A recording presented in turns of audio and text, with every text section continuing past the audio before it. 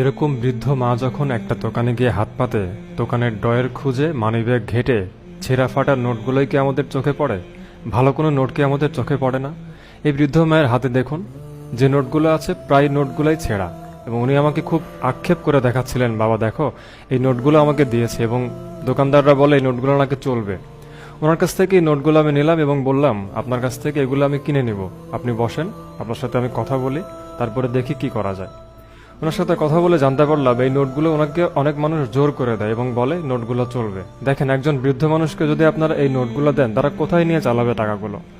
তারা কি মানুষ না? হয়তো পেটের দায়ে আজকে কষ্টে আছে বিধাই আপনাদের কাছে গিয়ে হাত পাতে। তাই বলে এই ছেঁড়া ফাটা নোটগুলো তাদেরকে ধরিয়ে দেওয়া কতটুকু মানবিকতার পরিচয় বহন করে একটাবার ভেবে দেখবেন। এরকম মানুষদের দেখলে আমাদের উচিত একটু বেশি টাকা দেওয়া, যাতে কিনা ওনারা একটু ভালো থাকতে পারে। আর আমরা দেই কি? মানিব্যাগে সব থেকে কোনায় পড়ে থাকা ছেঁড়া ফাটা একদম টেপ মারা টাকাগুলো, যেগুলো নিয়ে গেলে অন্য একজন দোকানদার বা অন্য কোনো এক জায়গায় গেলে তাকে কথা শুনতে হবে। এই নোটগুলো কোথাও চলবে কিনা আসলে সন্দেহ আছে।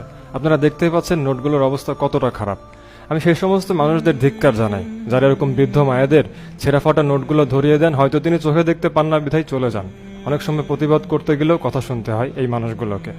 আসলে আমরা এতটাই ছোট মন মানসিকতা বহন করি যে এই জিনিসগুলো দেখলেই তখন ভেতরটা অনেক বেশি খারাপ লাগে, যে আমরা এমন একটা দেশে বাস করি যেখানে গরিব মানুষ বা অসহায় মানুষদের কোনো দাম নাই। তো ওনার কাছ থেকে আমি এই টাকাগুলো একটু বেশি দামে কিনে নেই এবং উনি সেই টাকাগুলো হাতে নিয়ে অনেক বেশি অবাক হচ্ছিলেন। কথা বলতে বলতে জানতে পারলাম উনি অনেক বেশি ক্ষুধার্ত ছিলেন। এরপরে ওনার জন্য খাবারের ব্যবস্থা করা হয়। উনি এতটাই ক্ষুধার্ত ছিলেন যে কোনো সময় ওনার বমি হয়ে যাবে এটাও বলছিলেন। এরপরে ওনার জন্য খাবার দেওয়া হয়, উনি খুব তৃপ্তি সহকারে খাবারটা খাচ্ছিলেন।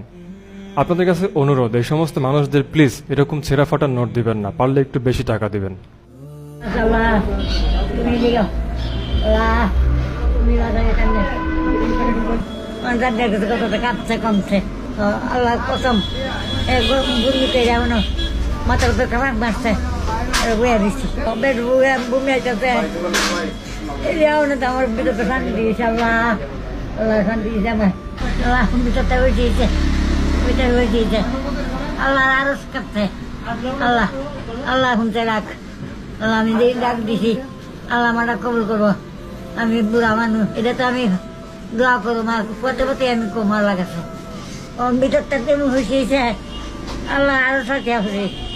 কেন এত বিভাজন, কেন তারা পার, সে কথার ভাবনায় কাঁদে অন্তর, সে কথার ভাবনায় কাঁদে অন্তর, সে কথার